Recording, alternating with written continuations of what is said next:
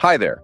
In this quick tutorial, we'll show you how to update guest information in the PMS, in case there are any changes.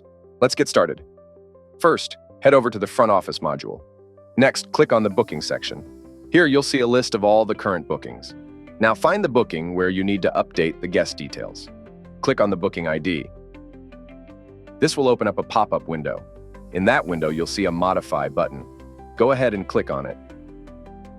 On the next page, you'll have the option to edit the booking details, guest information, and check-in, check-out times.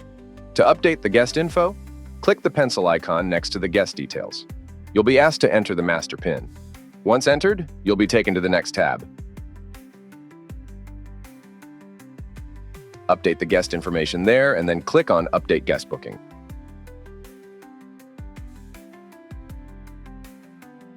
And that's it. The guest details have been successfully updated. If you have any questions or need help, feel free to reach out. We're always here to support you. Also, don't forget to check out the other tutorial videos linked in the description for more helpful tips and tricks. Thanks for watching, and we'll see you in the next one.